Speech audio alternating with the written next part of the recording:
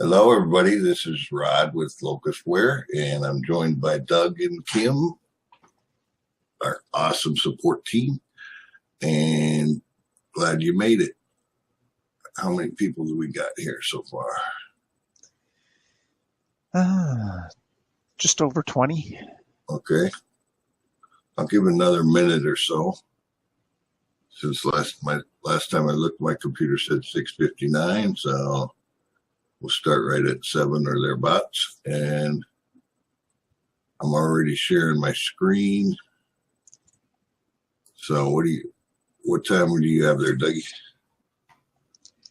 We're at 5 o'clock even. Okay. Coming up to 5:01. All right. Guess I'll get started then. Okay. We're going to cover a few things that we see people having trouble with or that gets in their way or messes with them.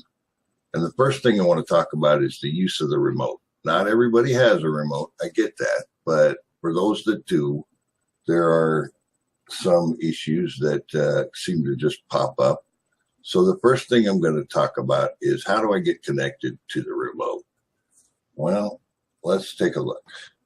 First thing I can do, if I don't have, now I've already got this connection here down here on my taskbar,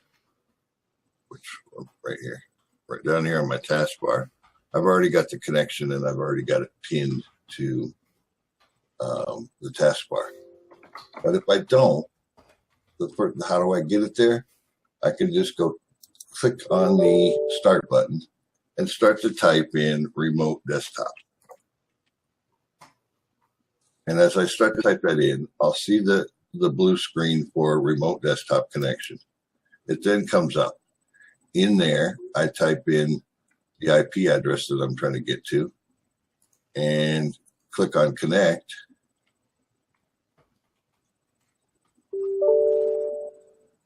Let me bring this over to the right screen here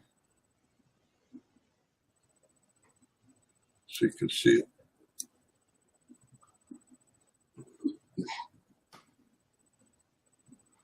Hold on a second.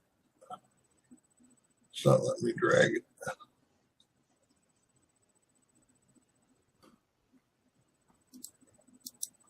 It's bringing it up on a different screen and I'm trying to drag it over here. There we go. So you can see there, that's the screen that comes up when I first select remote desktop. And I type in the IP address that I'm trying to get to. And then, excuse me, I can type in a username and then it'll ask me when I click connect what my password is. So the first time I often see this, which is just a warning that the certificate isn't right. So I always click on yes, don't show me that again, and go ahead and connect. And then I see a screen like this. That's because I already had the password in, but if I didn't have the correct password, it would pop in asking me what the password was. I would put it in and then say connect. I'm going to go ahead and close out of this one just because I've already got another one set up. So once I'm in, you'll notice that I could do a couple of things. One, I can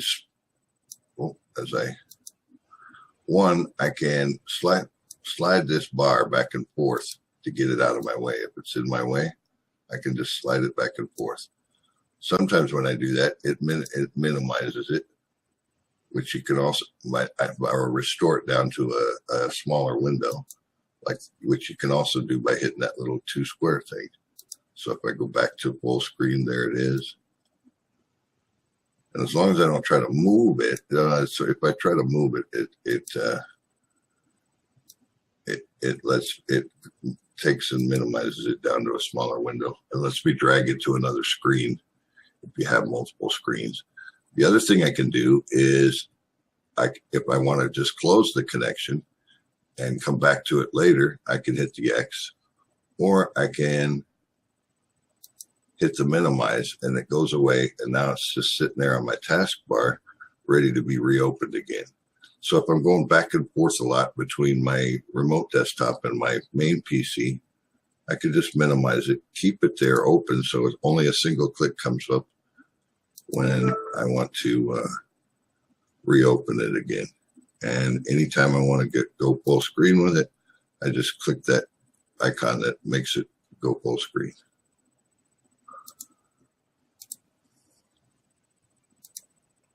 Like so. So those are the main things I can do from the bar here. Now I'm going to go ahead and close this one. And it often gives me a warning message. I tell it not to show me that warning message. And now I'm going to share a different screen.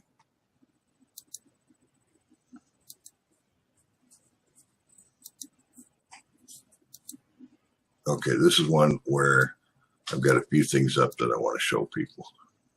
First of all, it seems like we have a lot of people that get stuck on an update. For example, if I click on Locustware, control panel, or if I click on Phantom and it's trying to update, what it will generally do is get partway through the opening of the program and then say there's an update available and flash over to Firefox and show you a version number. Like, for example, here's Firefox. And it doesn't have to be Firefox. It flashes over to whatever browser you have set as your default in your control panel. You can set your defaults such that the default browser is Firefox, that's what we generally do on the remotes. So if you go back and look at history here, where'd my history go? Oh, there it is. I had one that was just saying 3.1. I had one that came up and just told me that 3.1 was the latest version, and then it immediately opens a save file, and I just click on save the file. And in Firefox, you got this nice little blue arrow here that shows you that the file is downloaded, and it doesn't turn totally blue until the file is completely downloaded. Then I can just click on it, and it shows me the download for OTP Phantom. If I clicked on that, it would then start to open and install, but I've already done that. Or I could click over here, show it in the downloads, click there and run as admin, or just open it. Either one doesn't make too much difference when I'm doing the install process. Now later, once I install it, you'll notice, in fact, I'll do that. Let me go back.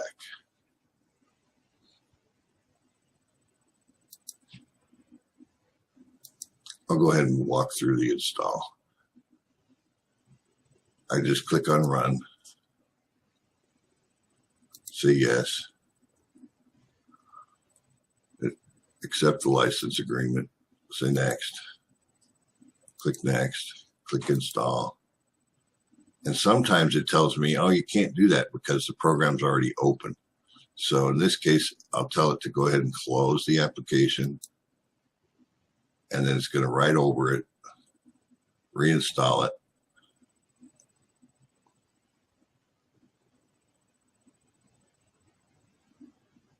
And you'll notice that there's always a checkbox here that says launch OTP Phantom. I uncheck that and say finish. And the reason I do that is before I ever open it, I want to check that it's already set to run as admin. So how do I do that? Well, you'll notice that during the install process, it put a shortcut on my desktop. Easiest way to get, I could go through the whole navigation process like I showed you last week of starting with C and then users and then app data and then roaming and then Locustware and then OTP Phantom. We could do all that, but the easiest way If you've got the icon there, it's just right click on it and click open file location. And that opens already to the locustware folder and shows me the phantom .exe file. Now, a couple of other things, and by default, Windows is set so that it does not show you the extensions. And what I often do before I ever even start, I change a couple of things in the Windows defaults.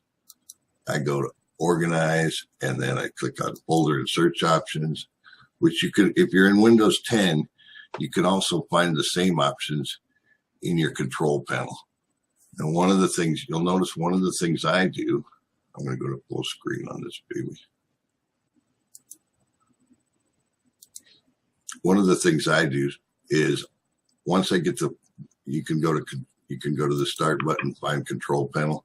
And then once I get the control panel open, I just right click on it and tell it to pin it to the taskbar. I do the same thing with Task Manager because that's a very handy thing to have open so you can see what's running. A lot of times, because Cliff software is slow to close, or slow to open, I should say, sometimes you'll get impatient and you'll think, well, maybe I didn't click it. Maybe it isn't opening.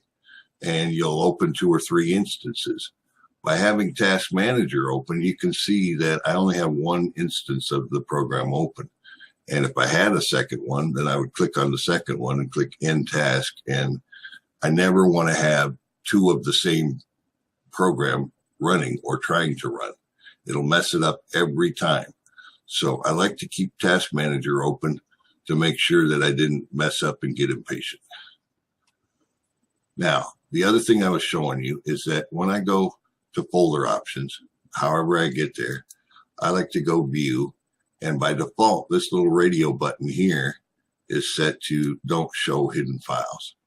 Well, if that stays that way, then you can't see your app data folder. And there's several others that you might like to see along the process. So I always set that to show hidden files. And I always uncheck this one here. It's called hide extensions for known file types. That way I see all my extensions and I see all my hidden files. I don't have to click apply, I just click OK, and that makes it that way for all the files, all the folders. So now I can see OTP Phantom, and I find the executable file, and I right click on it and I go to properties. And then once I'm in the properties, by default it opens in the general tab. I move over 1 tab to the compatibility tab, and I look down for this checkbox at the bottom that says run this program as admin. So I would click on that if it wasn't already clicked. And the reason it's clicked and it's gray is I usually don't even click on that. I click change settings for all users. So no matter who logs on, they're going to get this program running as admin. Then I check that box. Then when I say okay there, it brings this one back and says it's all grayed out. Because if we've got it set to run that way for all users, then obviously it's set for this user as well. So I always make sure that checkbox is checked. Now, does that ensure that it always runs as admin? No, unfortunately, it doesn't. There was, for a long time, every time I started Cliff software, it opened correctly in admin. And now there was a Windows update that came along, and now we sometimes, even though we've got it set to run as admin, and even if we click on run as admin, it's not always going to run as admin. So how do I know, and what do I do about it? This is one of the most important things you can remember. This is one of those things that's kind of a minor annoyance if you know about it, and it's a major showstopper if you don't. So I let Phantom open.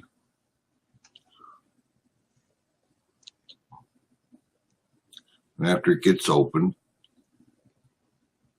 the first thing I do in it before I do anything else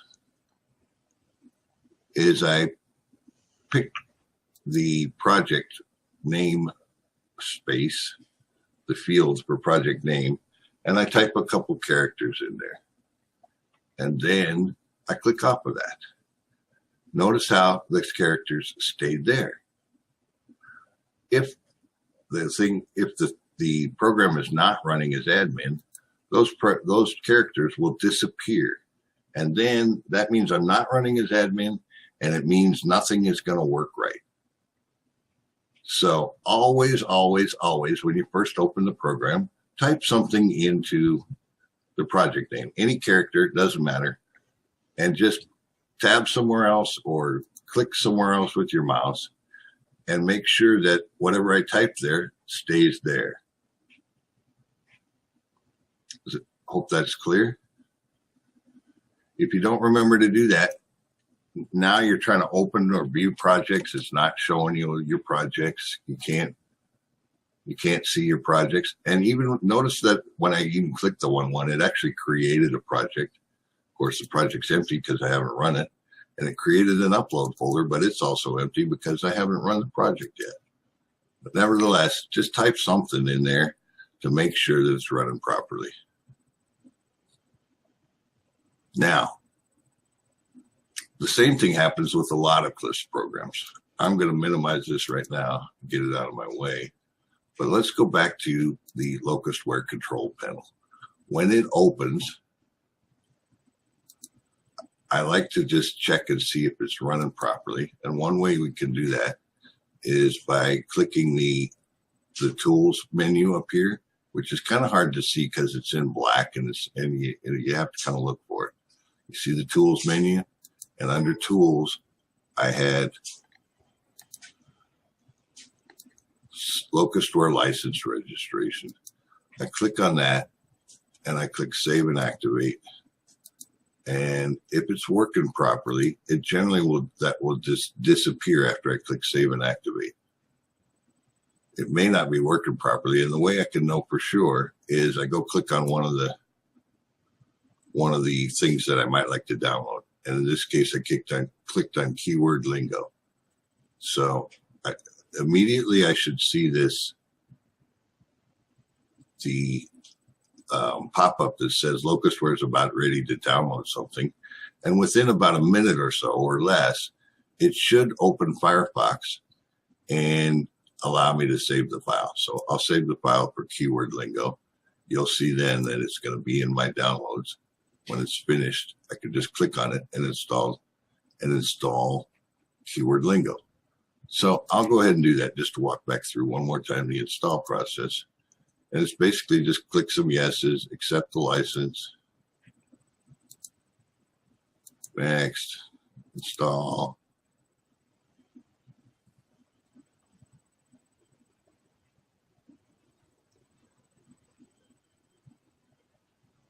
And you'll see it created an icon over here. This time the little checkbox that says start the program is not there, so I don't have to unselect that. And again, before I open it, I right click on it, go to properties. In this case, I'm going to say open the file location. That takes me to where the executable file is. I right click on it, go to properties, go to compatibility, and I make sure that that's checked. And it's not a bad idea to always just set it that way for all the users. Say, okay, you don't need to say apply each time. And now you see that the box is checked. So now every time you start it, no matter how you start it, it should start running as admin. But does it always? No, sometimes it doesn't. So let's just click on it. The other thing I like to do is if it's got a tool I'm going to be using a lot, I right click on it and click pin to my taskbar. And now it's there on my taskbar. So I can easily access it without having to look through all my icons on the desktop, et cetera, et cetera. That's just my preference. I like to have the stuff I use a lot on the taskbar. So let's go ahead and open it.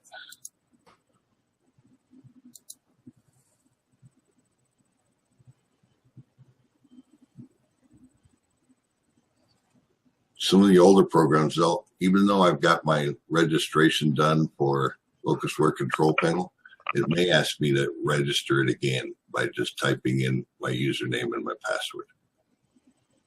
or my name and my password, I should say. And that's likely to happen here. Because if I start trying to use it, let's say I go copy some keywords from a previous project I ran, and I put it in here. Kim showed you before how to use this tool. And then I set a language, pick Spanish, and I click run.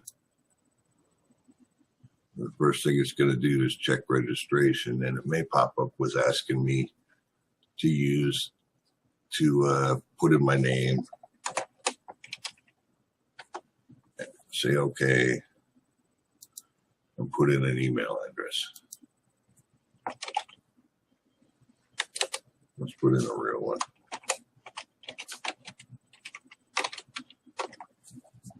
Say okay, and now it should start to run.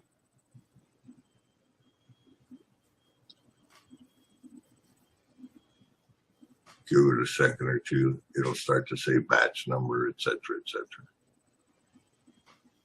So we can, while we're letting that one stew a bit and figure out if it's going to run properly, I'll just minimize it and get it out of the way. And I want to talk about things that you should and shouldn't do with a remote. Don't watch videos on your remote. There's generally going to be a delay between the sound and the video, so it's real annoying to try to watch a video on the remote. Don't put Skype on there. And I don't want to see you put any kind of antivirus on here.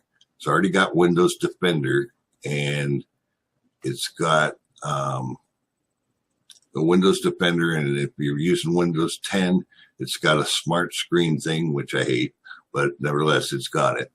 And you just don't need any other antivirus because it's protected by some pretty strong firewalls, and it's protected by Windows Defender. And that's all the real defense you need. Now, can I do stupid things and still get a virus on here? Sure. If I go to file sharing sites or I start surfing porn from my remote, there's a good possibility I'll get a virus of some sort. So don't do that. Those are what I call stupid things. If I go to a file sharing site where you can get free software, a lot of that free software comes with viruses.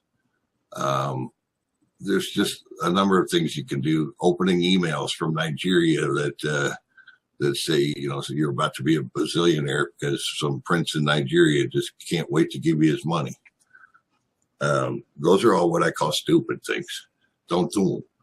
Don't do them here. There's no antivirus program out there that will absolutely guarantee that you never get a virus, because they can't. They would go bankrupt if they tried doing that. So those are what I call stupid things. So the things that I recommend you don't try to do from here. Don't run any communications program from here. Don't try to run Discord. Don't try to run Skype. They just get in the way, clog things up. And remember, this is supposed to be your workhorse. This is the one where you put it to work. You then can close it down, or you can minimize it and just let it do its work. And then you do all your other crazy things on your own computer.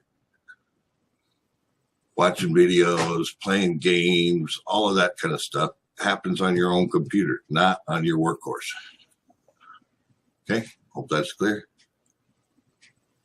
I think you better check and see if they're still alive, Rod. I don't see comments or anything coming up here. I was wondering if I put them all in the sound coma here. Are you guys still out there? Yeah, get your viruses on your home computer. There you go. Hey, there we go. Okay. Oh, Honor was watching porn. Yeah. Anyway, so when I open the Locustware control panel, how's it supposed to work? Let me just, as I click on it, like I said, within a few seconds, I should see this download dialog. And even if I don't click on that, shortly after that, it should open your default browser, whether it be Chrome or Firefox or even Internet Explorer or Edge, doesn't matter, and gives you the opportunity to save the file. Then you find where you downloaded the files. Another thing that I do here is in Firefox, Firefox by default doesn't always show the blue arrow. In other words, by default, it's set like this. If I go to customize, it's set such that it auto hides like that. Well, I like to just go and once I'm in customize, it shows me my blue arrow and I hover over it and uncheck the auto hide so that I can see the blue arrow all the time. The other thing that can happen is if Firefox doesn't open right away, sometimes it's because it's not up to date or it's trying to update or it's stuck trying to do an update. So the thing that I can do is I just open Firefox by clicking on it in the either on my icon or from my taskbar. And then I start by going to this settings and I go to help. And then in the help, I go to about. And that tells me if Firefox is all up to date. Often if it's been a while since you had it open, it'll be in the process of updating here and then want you to restart it in order to finish the update. That can get it stuck. And sometimes even though the LocusWare control panel is working properly, if your default browser is not, it can't bring it up and finish the job of showing you the download. Does that make sense?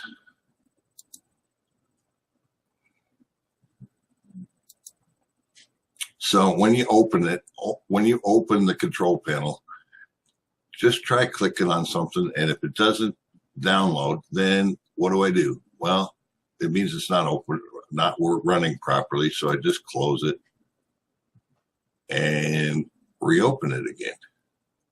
Sometimes I've had it take 2 or 3 or 4 times to open and let me download it properly. More often than not, though, if I tried, say, a second and a third time and it's still not working, then one thing I also might try is a restart of the remote desktop. Does anybody know how to restart their remote desktop? Somebody tell me how. Oh, you don't? Okay. Well, if I hold down the Alt key and I press the F4 key, like the function key F4, look what happens. It comes up with a dialog box that lets me scroll. It's called the shutdown dialog box. Just before they do that, they should actually click on the desktop. Oh, otherwise it won't work. Right. In other words, if you don't have the desktop as the active window, then it will not work. So just click it anywhere here and then and then hold the Alt key and the F4 key, and that will bring up this little dialog box. Now, the thing that you always want to look for is click the restart. Guess what happens if you click shutdown? It does, in fact, shut down. It will finish the updates. If there were any, and then shut down. And now, what do you got to do? How do you get it back on again? How do you turn it back on again? Well, you got to contact Rod and Doug or Doug. And if it's 3 a.m, good luck with that.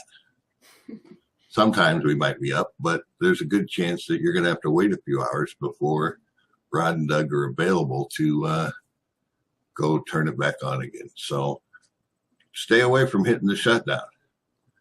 Always hit restart and then say, okay, I'm not going to do it now because I don't want to. When you do a restart, yeah, I know. I thought Doug didn't sleep. Well, we try not to let him, but once in a while he slips it in and does it anyway.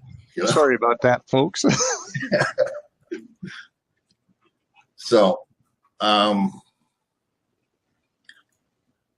those are the things that you should watch for when you're using the remote. Those same principles apply when you're trying to open software from your PC or laptop, any kind of Windows machine. It just is, sometimes it's going to take a while, and you always want to check to see if it's running properly before you go try to do everything. Like in the case of hybrid, you'll see there's my keywords they processed here, because it is in fact running properly. If it stopped there, it wouldn't do it. I would just close it and reopen it again and run it again. Clear? Yeah, that's right. Don't enter. Yeah, if you do that shutdown thing enough times, we send you to the principal's office.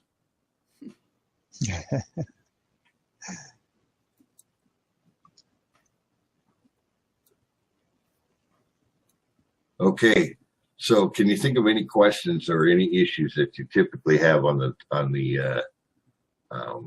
remotes, or even on your own PC when you're trying to run the software and it seems to just get you stuck, or it feels like you can't go on? Anything else you can think of, Dougie, that I missed that I should have? I would pop in and say that there's sometimes I've gone on people's remotes and I'm quite surprised how they get 20 or 30 things open all at once along the taskbar there. You've only got so much memory. The remotes are really designed to get a program up and running and leave it. And what a lot of people are doing is they're leaving a lot of other things running. And there's certain programs like browsers, and it doesn't matter whether it's Chrome or Firefox. If they just sit there, they slowly keep consuming more and more and more memory whenever you use them. So it's always good to turn them off and turn them back on again. And if you set the browser to restart as you last left it, you click it shut and you pop it open, and it's done in a couple of minutes. But try and keep as many of the programs shut down that you don't actually need to be using at the time. It allows any of the other software to have more memory to use and get the job done quicker, which I think we all want. One other thing I did think of while Doug was talking. For one, it's a good idea to keep your Windows updates done, and I'll show you that in a minute. But one other thing, if you don't have a projects folder open here, or a shortcut to your projects folder, then make one, and I'll show you how. You can, once Phantom is open, which is coming up again, it seemed like when we were waiting for it, it's forever. It's like waiting for water to boil. But I didn't even open the right one. Oh, there it is. Okay. Anytime I want to view my projects, I can just click View Projects from the main screen, and it opens a folder here. There's my projects, right? OTP Phantom is open. There's my projects.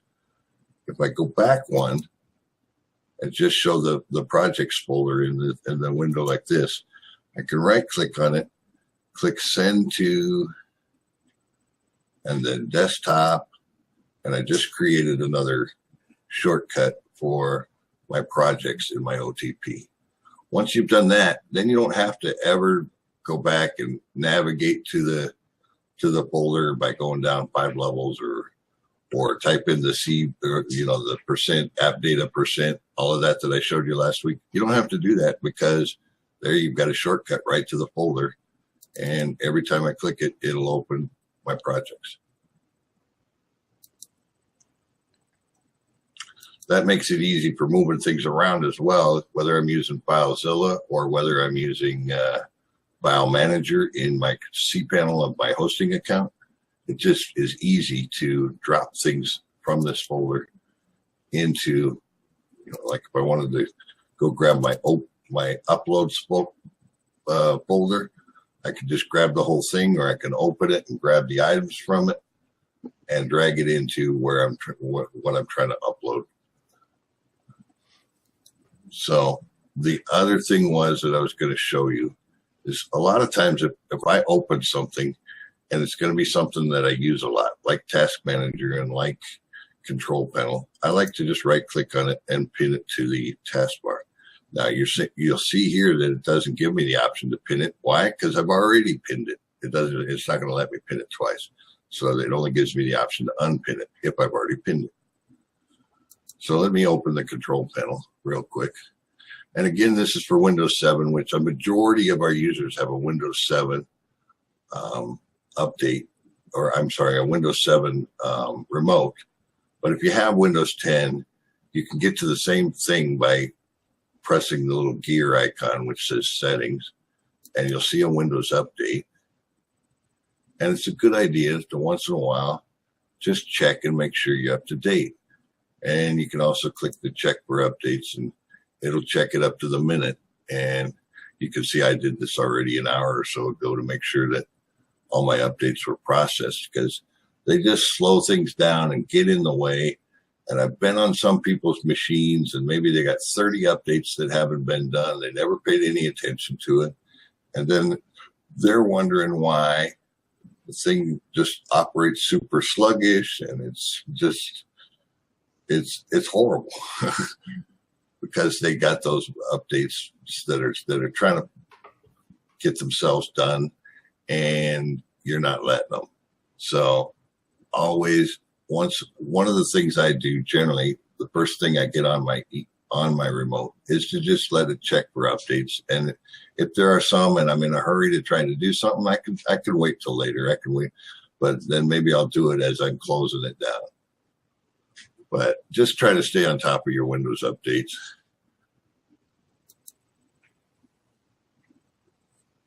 Now, anything else? You think of anything else I need to cover, Dougie? Not right off the bat here. Anything else that you've seen come up a lot? That little icon for the Windows update that you saw. Yes.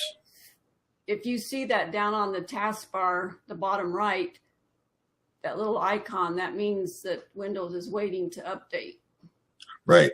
So if Windows has an update and they've gone and checked and there's one pending to be done, there'll be a little blue icon over here in your system tray that is telling you you ought to let the updates process. So at some point, make the time to let it do that. And then often it wants to do a restart. You can go ahead and tell it to do a restart, but not a shutdown. Don't do a shutdown, or you'll be waiting for us to get to you. And if you do it enough times to us, we have to send you to the principal's office. And I don't know who the principal is, probably me. So I could say Cliff, but he won't be bothered with it. Trust me. He's got genius programming to do, you know? So with that said, I'm going to pass the baton over to Kim. I'll unshare my screen, and she's got some great stuff to show you about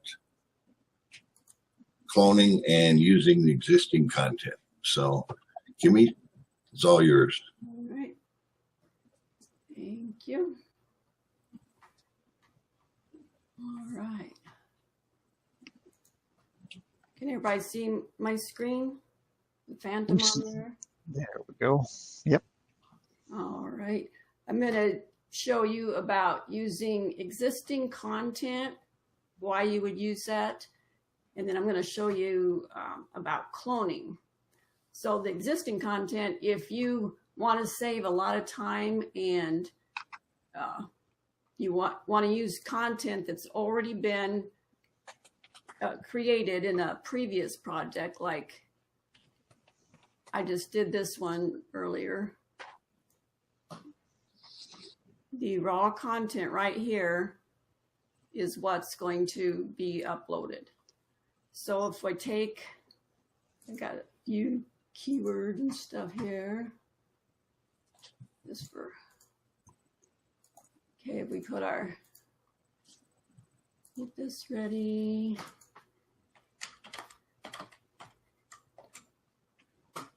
And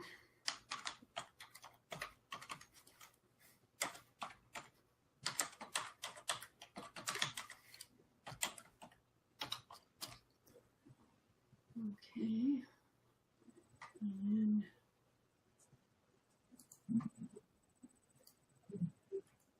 oops. Oh, I just live,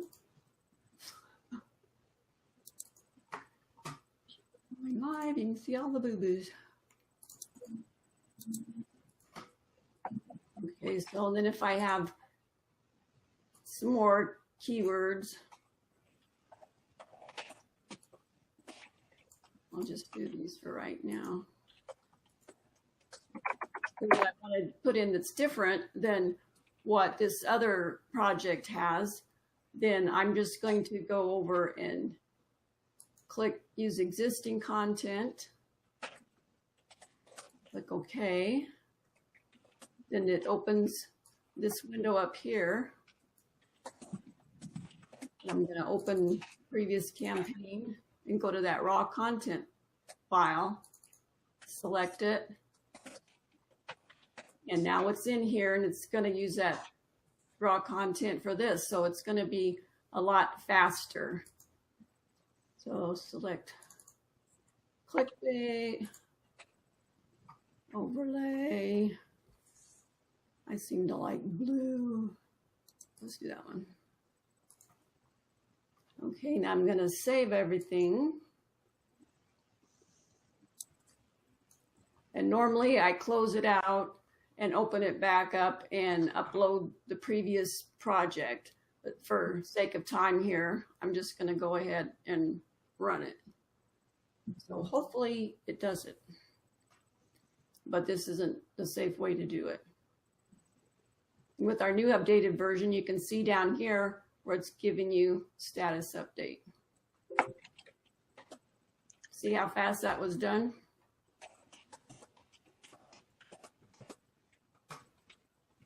Okay. See in there, there's my project that just took a minute to do.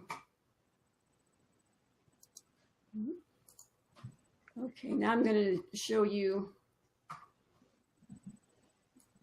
about the cloning. Close that out.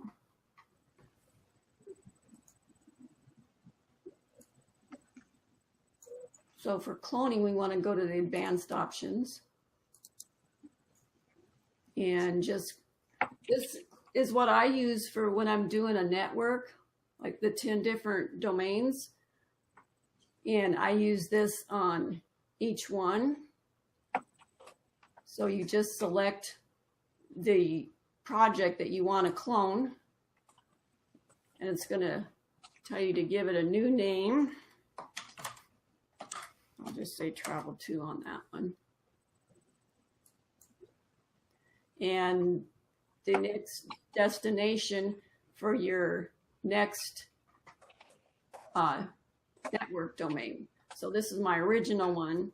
So maybe I have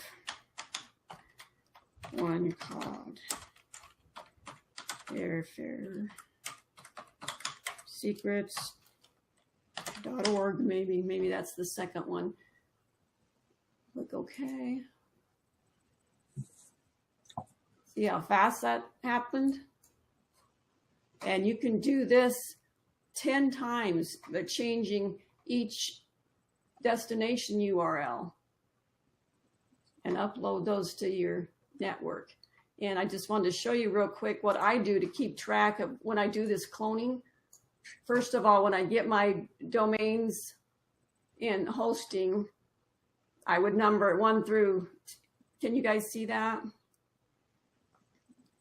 Number it 1 through 10, and I put all the domains or cPanels and the users, the user and the password on there. And then I go, when I create them, like you see, I did try 1, 2. Well, I would go like 1 would be this site that I used, 2 will be this site that I used. And that way, when I go to upload them to my cPanel, I know that this project here goes on this cPanel. This Travel 2 project goes on this cPanel. So I don't know if that makes sense to you, but that's the way I organize mine that helps me keep it straight. All right. Are there any questions on that? You can use any tracking mechanism that makes sense to you. I like to use a spreadsheet that tracks my domains, and then underneath the domains, I put little notes to tell me which campaigns I put on which domain. A lot of different ways to do the same thing. Yes, that's just the way I like to keep track of mine, but I don't know that anybody else does it that way. But you need to find something that works so you don't get all frazzled. All right. I will, if there's no more questions, I will hand it over to Doug.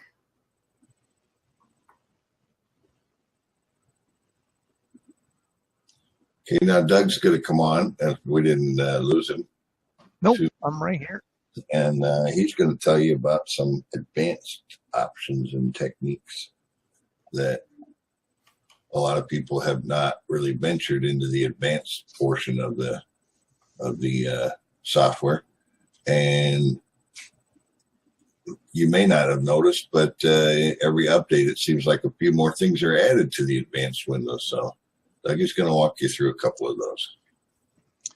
Okay, so first off, I guess we need to, let's get a project loaded up in there.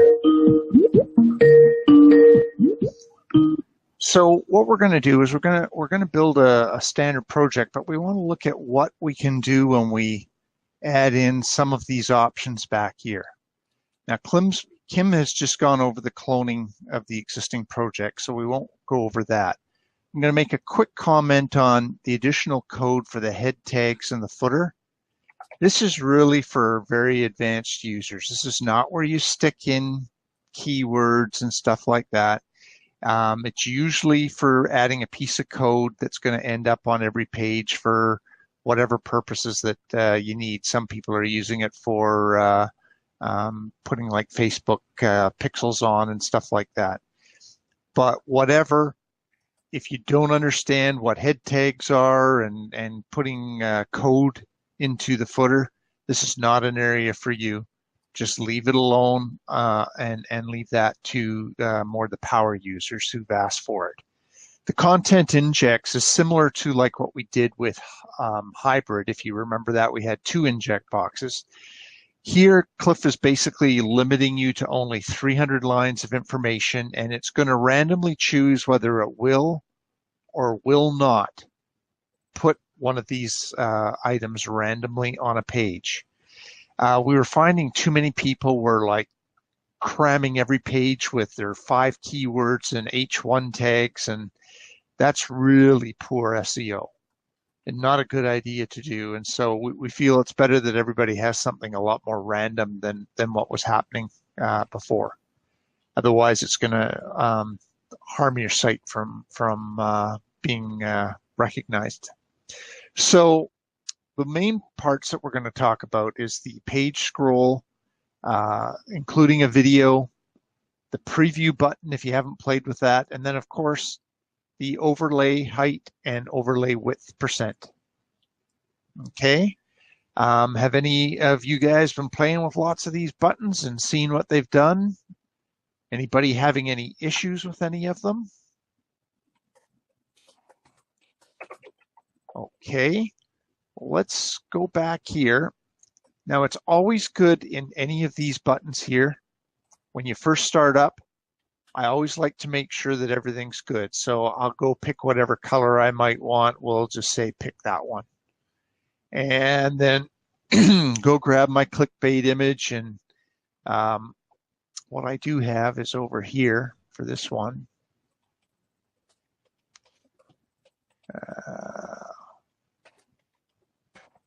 going to grab that.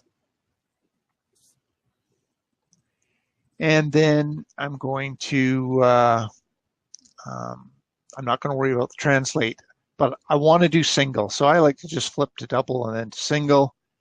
I do want to use existing content just to speed up this process for all of us tonight.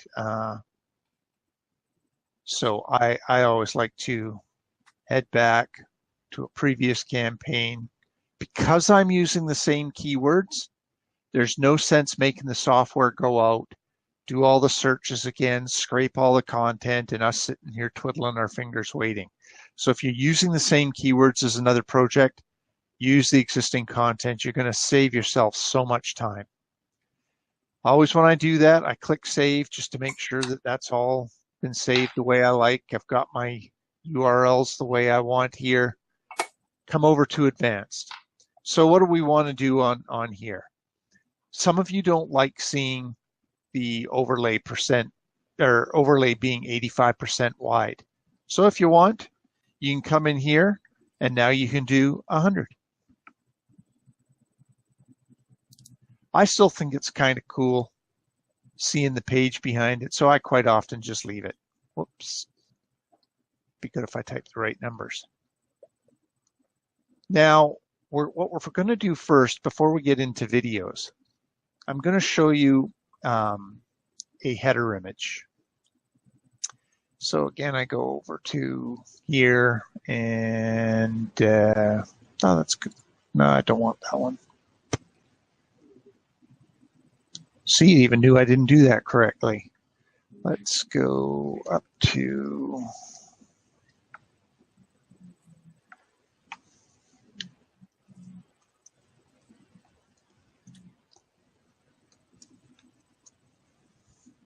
and go to my Phantom directory and projects. I believe I had some. Oh, I guess I didn't put those images there.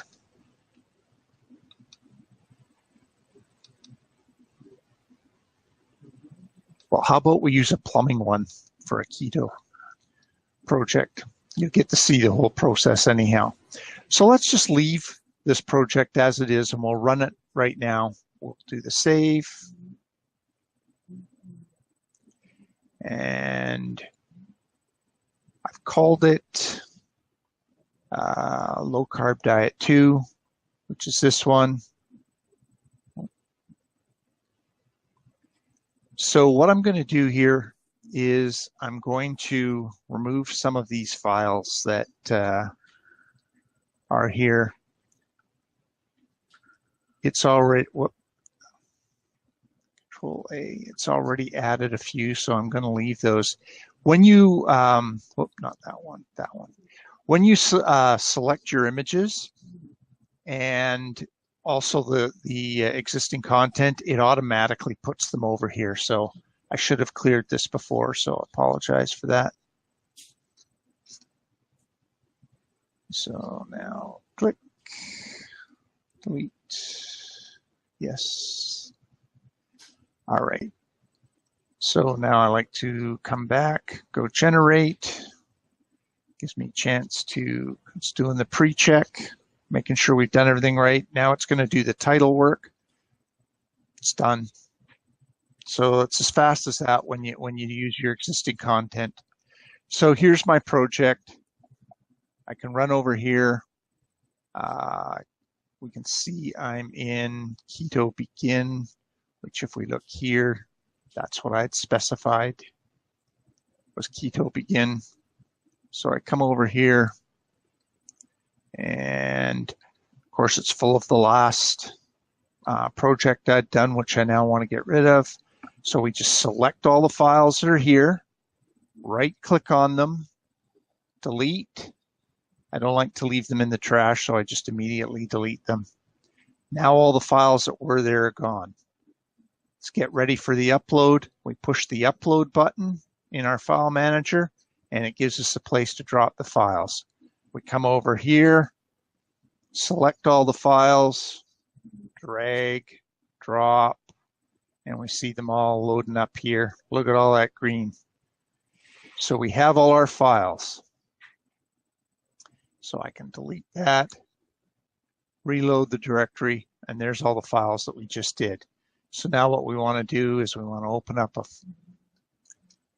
window here, and it would be LW demo XYZ.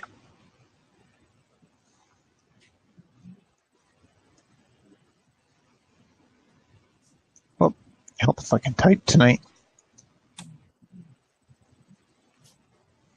And it was keto begin. So what you saw was in behind was my header image. It's then put my overlay here, the color that I'd chosen with the image on it that I wanted. And on the image, I'd put the words click here. So if I click there, I'll obviously go to my page. Now I want you to look behind, and you can see the page behind is now scrolling. Then we can see the content under the image and so on and so forth. Say we create an image and we want it to be there, and we don't want people to be able to scroll this area. So if we go back to Phantom, one of the other advanced options is to stop the page scroll. By default, it's green, which means it will allow it. But if you want to stop that, you click that before you create your project. So that's how you would stop it from scrolling. I don't mind, doesn't bother me. Most people never scroll anyhow. But if you want to do that, if you're really picky about it, you can. Another really great item on this page that Cliff has added is this preview overlay. When you click that, it's going to throw a preview in your default browser. So let's click it and see what happens. Brings my browser up. I'll just open it up a bit. It shows you what color you chose for your overlay. It shows you the image that you've decided to pick to put on your overlay.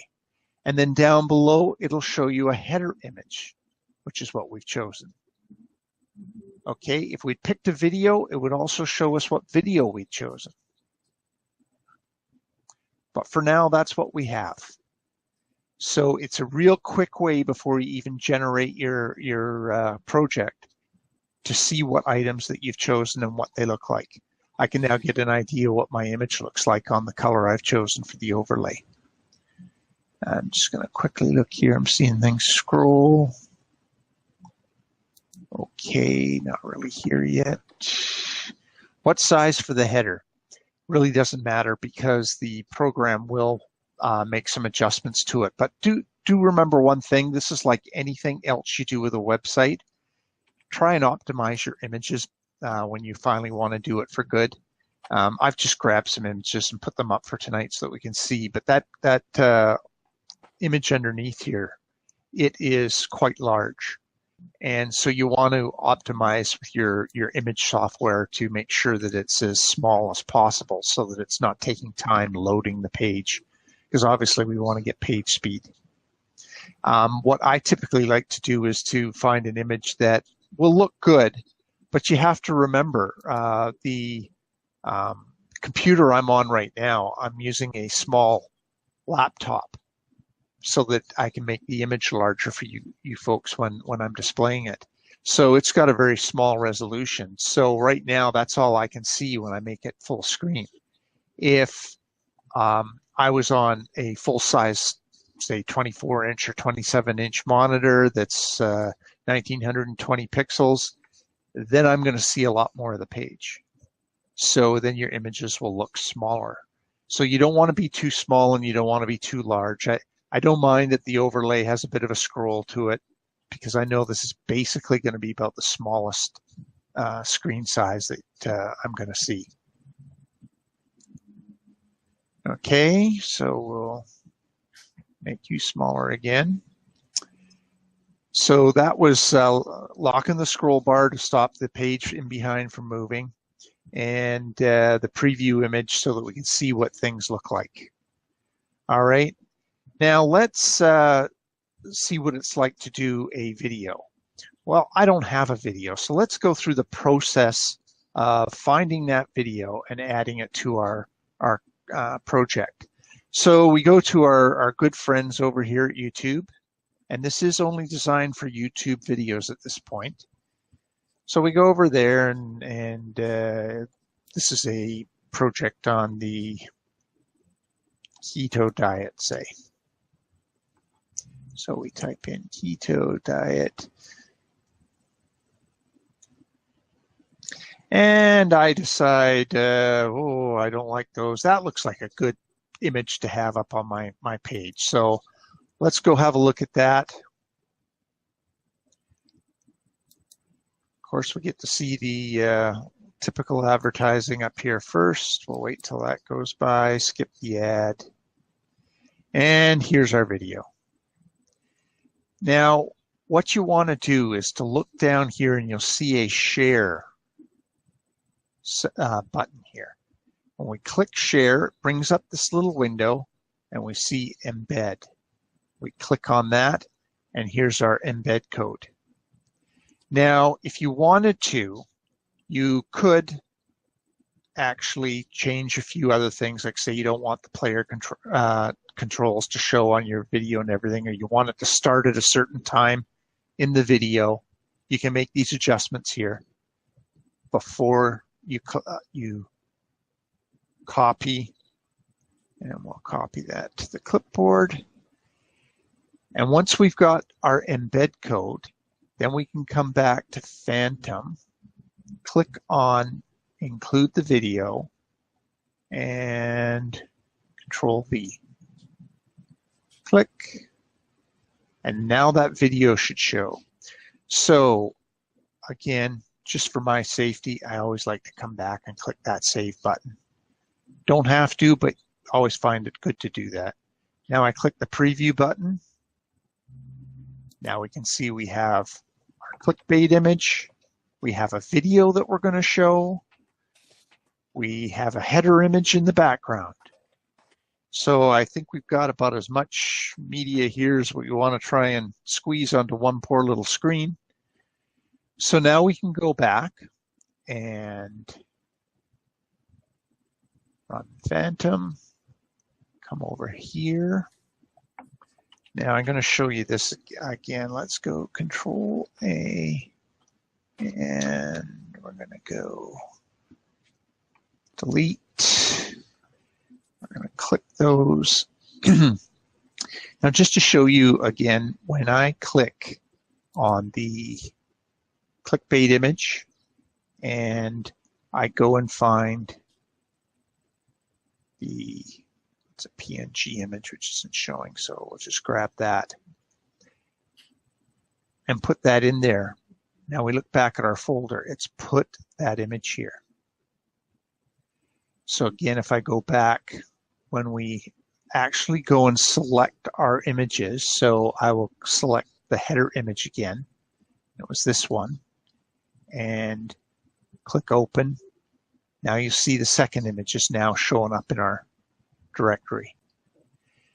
Now we come back to here and we go use existing content. Low carb diet, upload raw content, open, and look what just popped up in our directory. So that's how we get those files in there to begin with. So always make sure that you're cleaned out before you start this process. Get all your files in there that need to be there, because if those are missing afterwards, your images won't show up on your site. So always make sure your upload folder is clear, then start clicking all the buttons to collect your images and your existing content. The video is not something that's on the machine, it's only a link, so that's not a problem. So at this point, again, I always like to click save. It only takes a second. Generate our content, go to our folder, and all processes are completed. It's given me all my files, and we're done. So now we have a new site. If we come back here, we'll get rid of some of these things. We don't need them anymore. And so now I'm going to come back and do the same process. We need to empty out this folder again because we're going to upgrade it with what we just did. So we select all. We delete the files that are in there. Again, I like to skip the trash and just permanently delete these files. Gone. Now we need to upload. So we click the upload button. There's our landing pad for the upload. Come over here. Grab all our files, drag and let it go. And there goes all our files up. Again, I like to always quickly have a look. Everything's green, everything looks good. Sometimes a file can get stuck when it's uploading, so I just like to make sure that it's done its job. Come back here, we click, whoop, not select all, we need reload. And there's all our files again. So if we come back here and we press the reload keys, there we go. There's our video on there. Below the video, we'll find whatever image we've got. So that what this shows you is that a big image like this is probably not a good idea under a video, but gee, a little image of a button that's clickable, that would be good. So we've mixed the header image, a video, the clickbait image, and we've got it all on this golden overlay. So I think we're pretty well covered about as much of the advanced tab as we can. And as you all know, knowing Cliff, it won't be long before that tab changes again. So be ready for some new stuff, I'm sure, in the next little while. Okay, let's see what questions we've got. Not to show. YouTube seems to have gotten rid of the option not to show related videos. I think you can still add it in if you know what it is on, or just a matter of going and looking on the web for it. Does an embedded YouTube video slow down the page load time? The embedded YouTube video can, because it's being displayed through an iframe on your site, but very minimally. It's not like it has to load the video. The biggest hits to your page speed are going to be your images. So like I say, make sure you try and optimize those a little bit. Okay. In our case, the background and clickbait is loaded, so you don't really get an issue of the video taking too long. Right. She's saying that because the images are loading, the video isn't much longer than because it's in the iframe. Correct. Can I say? Okay, I think we've pretty well got the questions. As always, you can always contact us on support if you watch something that doesn't quite click in for you, or you want some help with things. We do offer some. Oh, one question, which is about doing languages. As we explained in the webinar last week, doing language is still a good thing. So we just do our languages and we put them in a directory.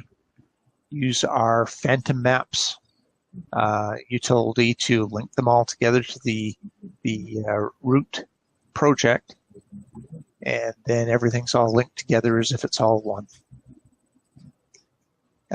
Foreign languages, for those of you that are new and don't know, are a great thing to add to your site because there's so little content in many languages besides English. And so they tend to get picked up quicker by the search engines. And as soon as you start getting the ball rolling with getting some pages liked by the search engines, then they start grabbing more and more, including your English. So somebody just asked, could we add keyword beta tags to help with the SEO? Absolutely. You can, and yet be careful with that, because if you embed too many H1 tags, it actually starts to get to the point where you're being penalized. And same way with any of the header tags. If you overuse them, you can end up in penalty versus helping. Yeah, he's actually talking about meta tags rather than header Oh, tags. I'm sorry. I was Yeah. thinking of So the meta tags inside the images, yeah, no problem. There's lots of tricks you can do with images to do that. And it's the same with if you happen to be putting one of your own videos on there, you can always embed metadata with that as well. site maps, etc. if you Yep. want to. 350,000 pages title, still the general rule per domain, right? Hey, man, since Phantom, people have been doing all kinds of crazy things. I've seen people doing projects that are, like 2.5 million. I won't be doing that. I still keep my my projects in the 250 to 400K range. I like to do a variation. I don't like keeping everything the same. I have some sites with much smaller campaigns as well, just testing to see how that works. So,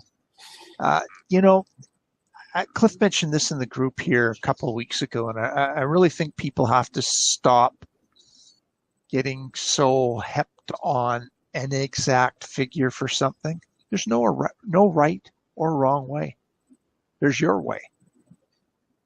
So you do what you do, and if it's not working, then we tweak it and we do something different. And get used to the idea. Like as you saw, how many times did I change that site that I had in that one folder? Oh, I didn't like it. I wanted a video, so I had a video on. Maybe I don't like the video, so I can take the video out and do it again. It doesn't matter if you start changing these things. And the beauty with Phantom, if a page happens to get indexed or accessed or whatever else from a visitor coming to see, the new Phantom sites are going to feed them the page anyhow. Even though it's not in the sitemap, it's going to build the page for them. So you're covered. Don't worry. Go ahead and make your tweaks, make your changes, do what you need to do, add more campaigns if you have to, or more projects. Just don't let it get to you that once you've done it, it's done. You can't believe how many sites I've built, knocked down, rebuilt, knocked down, rebuilt again since we started this in January doing the beta testing. And as a funny aside to that, today when I was doing this just to go get a ClickBank URL for a product, I looked and I'd sold a product, and I went to go check what it was. Well, if it wasn't a product that was on one of my test sites. So you see, it doesn't even matter what kind of garbage you keep throwing up and taking off and throwing up and taking off. If it gets found, somebody might buy it. So, don't worry too much about keeping a site dead static once you've left it there. If it's not working, start playing. Get the thing working. Get some other ideas. Talk strategy with people. Instead of worrying so much about what number, let's start talking about marketing strategies and stuff like that. A lot more fun. Speaking of which, Doug just put a really nice post in the forum about exactly what we do as our part of the OTP is to help you get traffic. And then there's some other things that you need to think about and are really responsible for in making a campaign or project that actually delivers money. And we can never promise that any project's going to make you any money at all, but you could see pins from people that made a sale here, made a sale there, made a few sales. And the other thing to do is don't obsess by checking site : blank, and just, that is the dumbest way to check your indexing, and it'll only end up disappointing you because it varies from day to day, time to time, and where I'm doing it from. I promise you that you can use that site thing, and I could then use it and from different locations and we'll get different results. So I don't even use that. I don't even look at it that way. So I use AW stats, and I look at clicks to my offer, and that's all I care about. If I'm getting clicks to the offer, then I know some pages are getting indexed, and I don't obsess on how many or which domain or which folder are they coming from. I just look at my clicks to my offers. Is that clear? Because otherwise you'll drive yourself nuts. Promise you.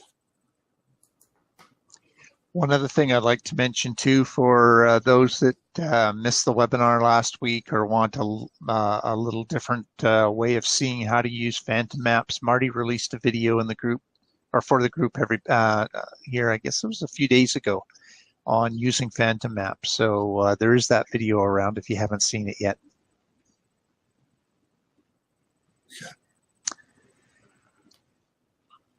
Okay.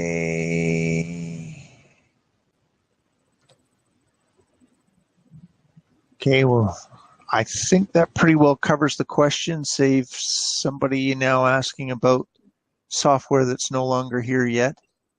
Where do I insert Phantom files inside root directory working WordPress website? You don't. Phantom is not designed to work with WordPress. And I'm going to show you here the files that we created. See this one here, it's called the htaccess file. You upload that into your root, you just wiped out your WordPress website. So probably not a very good idea. I think a lot of people get mistaken with the actual strategy of OTP. This is not trying to attract traffic directly to an existing site. You're creating 10 separate sites that only have to do with OTP, all pointing towards your money site. So don't try and bolt this thing on to another site. That's not the primary function for OTP. And at best, it's only going to work moderately well because it's not the same size as 10 individual sites that will give you more opportunity to get found. Right. We consider that what we call the money page. In other words, you use 10 other sites to send traffic to your money page. If you want to increase traffic to a WordPress website, that's okay. But just don't install it and try to use it in the same directory or folder where WordPress is installed. You'll mess it up, I promise. So, I mean, you could use another folder if you wanted to, but generally what I do, just to keep things lean and smooth and easy to work with, if I see WordPress installed on a domain that I have decided I'm going to use as one of my traffic driving domains, I uninstall it. Just get it out of the way, because you really don't need WordPress on any of your folders that you're going to be using to hold projects and campaigns in. Okay, we have a question about would you recommend to use both OTP and Phantom? Just for terminology purposes, OTP, Organic Traffic Platform, is the strategy, not the software. The original software had that name, but it's since evolved so far past that it's now just the strategy. OTP, Organic Traffic Platform, is how we do this. And Cliff's original strategy for that is there's a post in the forum on that as well. You can do it manually if you want, if you've got lots of time. Phantom is the software part of it. And Phantom is the latest and the greatest, and by far exceeds any of the previous versions in every respect. So Phantom is where you would want to be, and it'll allow you to build your networks in a day. Anna's asking a question. Oh, I'm sorry. Yep, Were you I'm done, done. Dougie? Okay. Anna's asking, I built 400 to 600 campaigns with the last OTP, meaning hybrid is what she's referring to. Do you think I should go redo those with Phantom? That's really hard to answer. unless, you have to look at one, how long have they been there? Two, what kind of clicks am I getting from them? If I'm getting any kind of significant clicks, then no, I wouldn't rebuild them. I would maybe supplement them and add some more from using Phantom. But if I'm getting clicks and I'm getting, even if I haven't gotten any conversions, if I'm getting any kind of significant clicks coming through on a regular basis, I'm leaving it alone. Now, if I've gotten absolutely nothing in the way of clicks, yeah, chances are we could blow it away and reuse the domains for Phantom. But, it's hard to answer that because I've seen campaigns sit there for 2 months doing nothing, and then all of a sudden, boom, they come alive. So you can't just look at something that's been there a week or even a month and say, oh, it's dead. It's going nowhere. You just don't know. I actually put in my little article here on the forum that you shouldn't really be expecting a whole heck of a lot for 3 to 6 months. 3 months on the minimum. 6 months is getting to be more normal. If you're seeing that nothing's happening by then, now you've got to decide, okay, it's time to really start tweaking this thing. If you've got all those sites built, I'd just let them perk. If they're getting to 6 months and you're seeing nothing happening, then maybe there's some tweaking you can do. But I'm not sure I would go ahead and kill all that power that you've already built, unless it absolutely is dead. But that's just me. I would certainly leave it and let it keep perking, waiting for the coffee to boil over. Jan is asking about installing Phantom on Amazon or Google Cloud or Azure, however you say that. It's my understanding, I don't use any of those platforms, but it's my understanding that they do not allow PHP to run on them. If they do, you should be good, because without PHP on the server side, the OTP sites, Phantom sites, will not run. Mention putting H1 tags and the additional content on the advanced tab might get your site penalized or sandboxed. Wasn't aware of that. Was always told that each page needs H1 to get Google's attention. Well, I think if you go look at a page and see how it's all set up, we know if we access a page on a Phantom site, we can go into our cPanel and go and look at the actual page that got created because it's now there. And you'll see that Cliff has been doing things like using H1 tags, H2 tags, H3 tags, H4 tags. He's tried to make it as search engine friendly as possible.